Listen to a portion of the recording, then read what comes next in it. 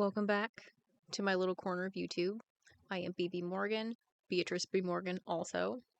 I write and read fantasy, romantasy, a little bit of horror, a little bit of dark fantasy, and this is just a place for me to have like a little author vlog just of the ins and outs of being an author, thoughts that I have, that kind of stuff.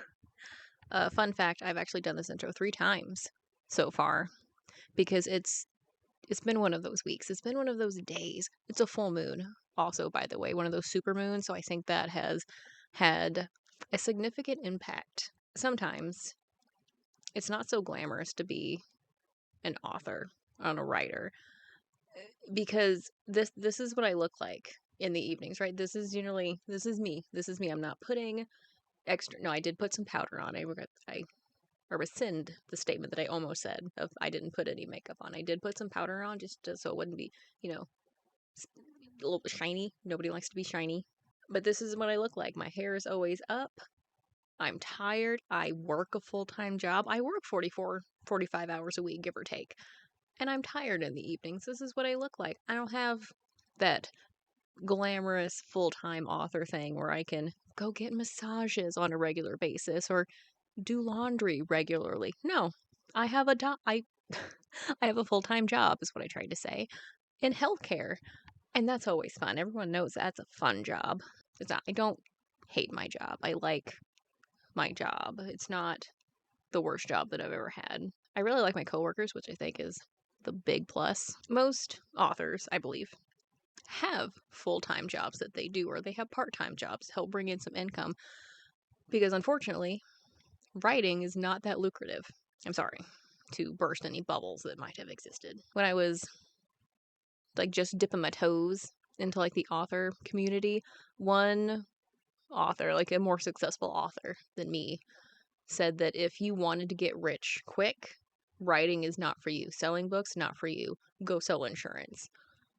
Because in order to be an author and be successful at it, to play the long game, you have to like what you do. You have to be in it because you like books, because you like stories, because you like the process, you like the craft, not because you want money. Because I think there's this idea that you write a book, you will immediately sell that book, and then you will immediately get offered movie deals for that book. That is not how that happens. There are plenty of successful authors who've never had a book made into a movie, one. And two, there are plenty of authors who don't see that level of success. Like, not everyone can be what is his name? I almost said Steve Patterson. That is not his name. I think I combined Stephen King and James Patterson into one author. But you can't be, a Stephen King or a James Patterson or a Rebecca Yarros or a Sarah J. Maas. Like, those are the outliers. Those are the Taylor Swifts of the book world. And, like, you can't be that person. You got to be your own person. But that's some of the thoughts that I've had. Really pervasive this week. Because there's a podcast that I listen to, and it's 2 successful authors. Of course, they're both full-time authors, so they don't, have a day job to contend with. And I really like their podcast, but like just every once in a while, something that one of them says will just kind of get under my skin a little bit. Like, not in a bad way. I will still listen to this podcast, still recommend this podcast. I still enjoy listening to it. But I think it's just that on top of just little things that have happened throughout the week that just irritate me. And it could also be because of the supermoon. I am going to blame it on the supermoon. I am choosing to blame it on the moon. Witchcraft, clearly. So in the spirit of keeping this an author blog and not me ranting for 10 minutes, my goal that I've had as an author for the past 2 months really, was to get back into this quartet, this high fantasy, romantic fantasy quartet that I have really pushed to the back burner to make room for other projects for several years now. I sat down, like, after The Blood Enchantress was published, and after, I got through that whole launch that wasn't really a launch. I kind of was allowed there at the end. But anyway, so I was going to get back into this quartet, right? This high fantasy, romantic fantasy, very reminiscent of, like, the Stars and Bones series that I did. It's has that same vibe to it. But book 1 and book 2 were relatively done. Like, I would feel comfortable sending those to a beta reader or an editor to take a look at. Like, I feel comfortable sharing those, that they are in a place where there's nothing glaringly wrong. Book 3, however, I knew needed some work. Because whereas book 1, I think, was on draft 8, book 2 was, I think, on 5 or 6. Book 3 was on draft 2. And book 4 was technically on the first draft, but I've tried to get into book 4 several times to finish the first draft, and I keep getting distracted. Every time I've started to do it, I get distracted about halfway through, and I do another project. So I told myself I was going to sit down, I was going to go through this quartet, I was going to read through book 1 and 2, do a revision of book 3. This is the evening. This is me fumbling my words all over the place. Oh, fun story about fumbling words. I had a patient today who, as they were leaving, said, "Oh, have a happy holidays." Or, happy holidays or some iteration of that.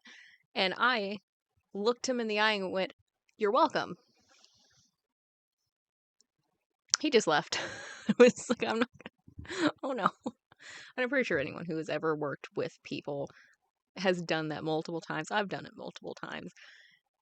It just was like, you're tired? Okay, cool. And we just kind of, go our separate ways because it's just an automatic response. So this quartet, I read through book 1. It was good. Book 2, I read through.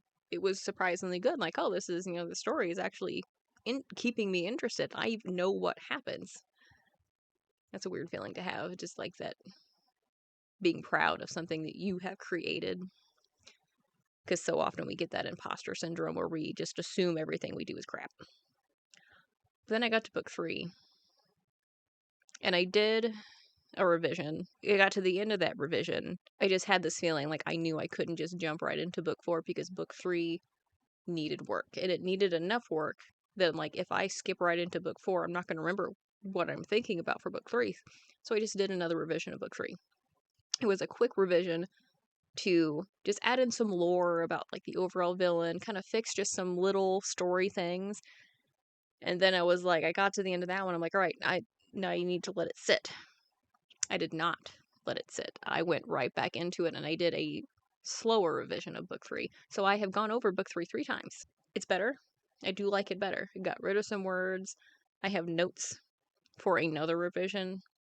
But this is, like, I've gotten to that point where, like, I don't know what else it needs. And I have thoughts about the changes that I made, but I want to let it sit now, really let it sit, so that I can come back to it later with a fresh mind so I can see if those changes work. Because one of the changes is rather big. It kind of changes the second half of the story a little bit. So I want to let it sit so that I can come back to it with a fresh head and a fresh mindset and not thinking about all the things that I know I've changed. Because I've noticed something as I was going through book 3 so many times. I would start writing in the morning, kind of around in there. The dog has now entered the room.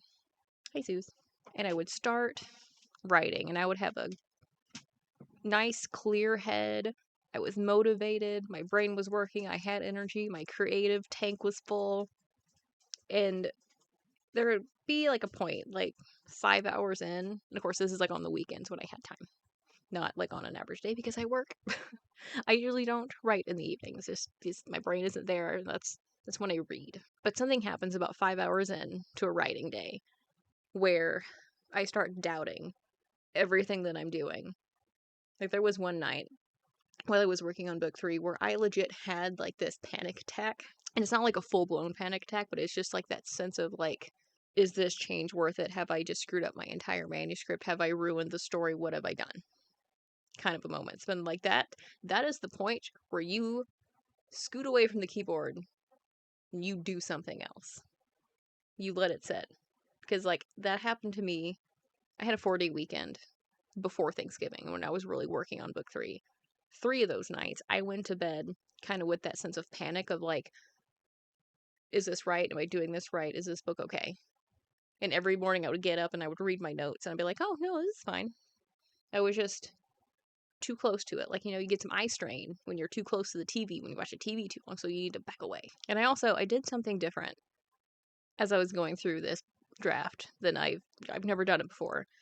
As I was going through the draft, I was making notes, like when I started and when I stopped, and I was basically just detailing how I felt about the work that I had done. And it was so interesting to like go through that draft 3 different times and seeing all of the notes that I had left for myself. It was just something cool to see. And I was like, man, if I had been doing this from the start, like from the very first like inspiration page, and just being able to see all of the notes through every single draft of like how I felt about scenes, when I was having like doubts about myself, if I was experiencing that good old imposter syndrome, just those things. But now I've reached the point where I am letting, no, I can't hold the microphone in that hand. I got, this is my talking hand. The first half of book 4 is in like first draft, not mode, first draft mode. It's in first draft stage. That's the word I wanted. It's in the stage of a first draft.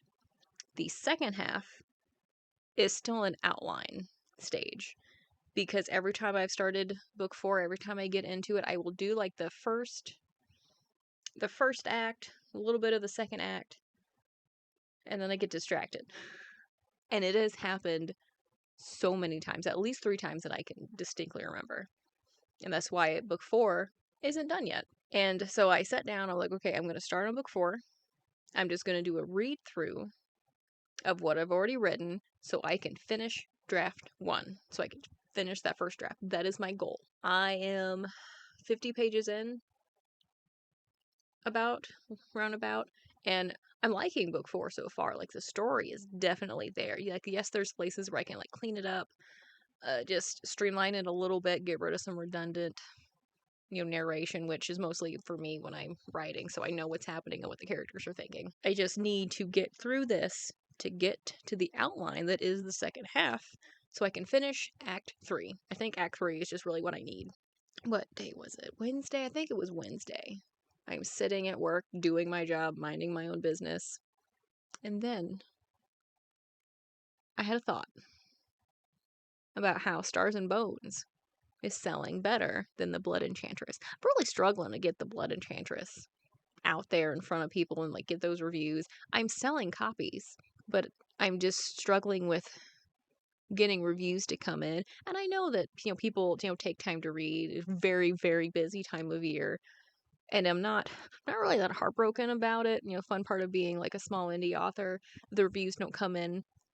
It's okay. And I was thinking how Stars and Bones sells better because book 1 is free, of course, and then you have the rest of the series, the next 5 books, and how the Blood Enchantress is a standalone, which is one reason that I wanted to jump back into this quartet, because I feel like we could do another like we did with Stars and Bones, where we rapid publish, and then book 1 is 99 cents or it's free. So that way, it's an incentive to read the series, and if you don't like it, then you're not out any money. I was like, what if Blood Enchantress could be like a series? What would that even be about?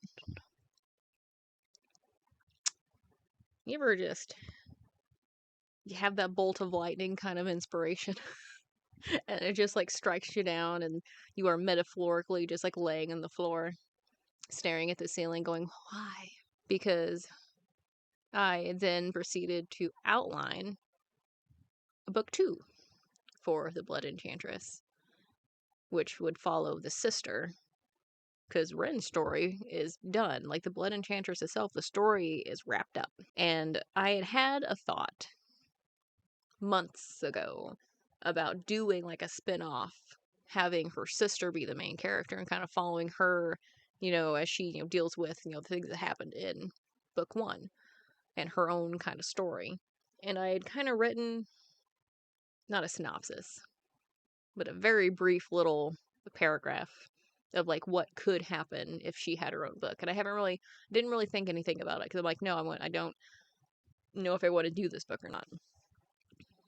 Now I have that book, and then I had the thought of what if I have this other, work in progress that has been sitting about a witch in a garden that I had this thought about. And I'm like, that could be book 3.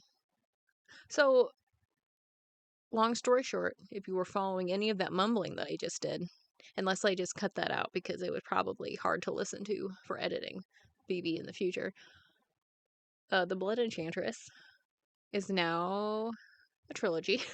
Book 1, I have an entire outline for. I know where it starts.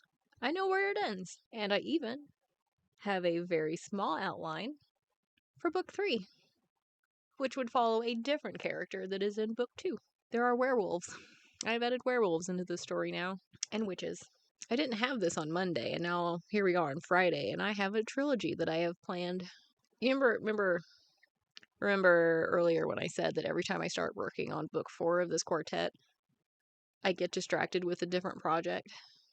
Well, I have now been distracted with a different project, and it is very irritating. And I also have a sharp place on my nail that's also very irritating. I'm now at this place where I was not that long ago, it seems, where I'm trying to work on one project, but another project is trying to like steal all of my attention. It's the squirrel in my brain is just squirreling.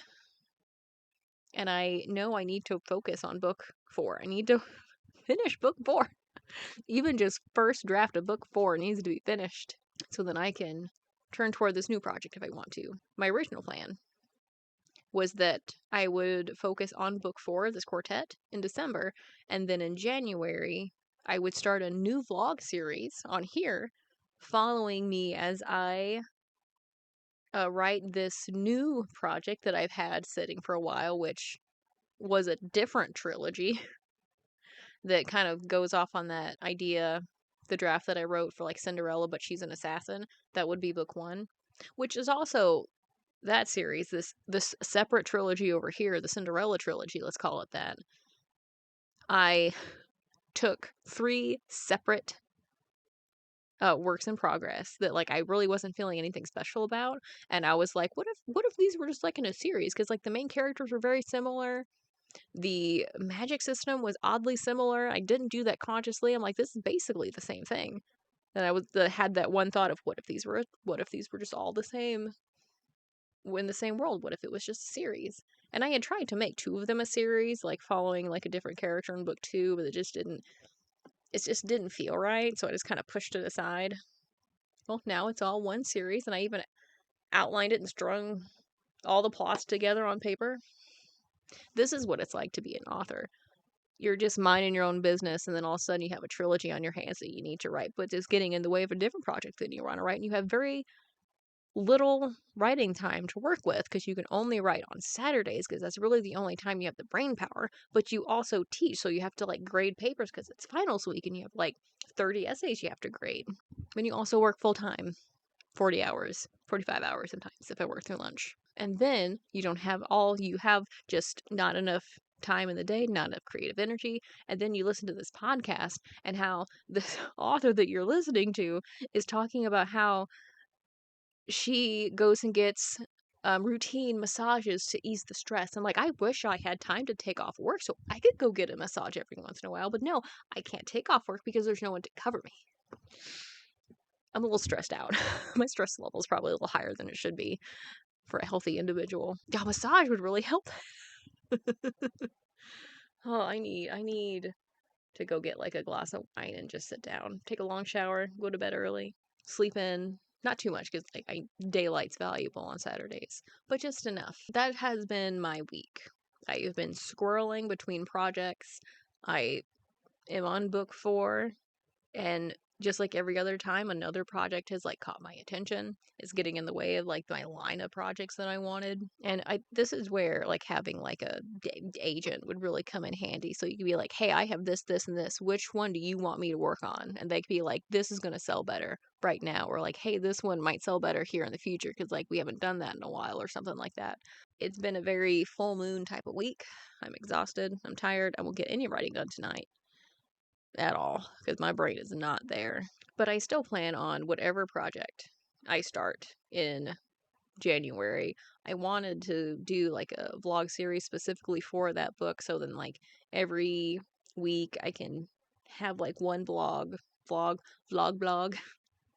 detailing just the thoughts that I have, any epiphanies that I have, just kind of showing the journey week by week of what it's like to actually sit down and like write a novel. Because I think there's this mystical aspect that people have for like writing novels, that like authors are like these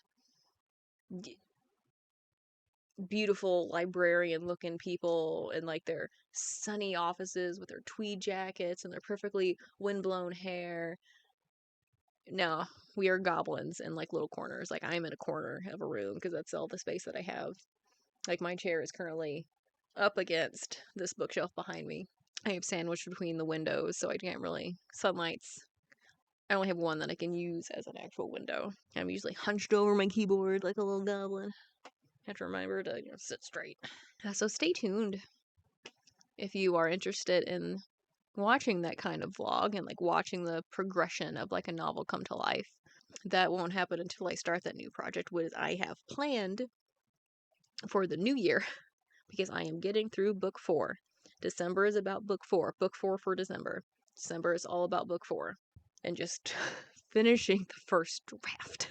So what book is coming out next? I don't know. If I write book 2 for Blood Enchantress, I would like to get that book out first so I can finish that series so that we can, boost the sales of Blood Enchantress so that can be a finished series. Because we did the thing with Stars and Bones and Heart of Stone where like we were doing both series at once and it was exhausting. I will never do that again. No, one series at a time. Because my marketing can't handle it. I can't handle it. I can't market one book at a time, let alone 2 books at once. Nope. So that was my week. Thank you for watching. If you are interested in seeing more like stuff like this of me talking about what it's like to be an author, what it's like to get inspiration, all the little ins and outs of being an indie author in today's market, stay tuned. Because I try to be consistent, but so far I have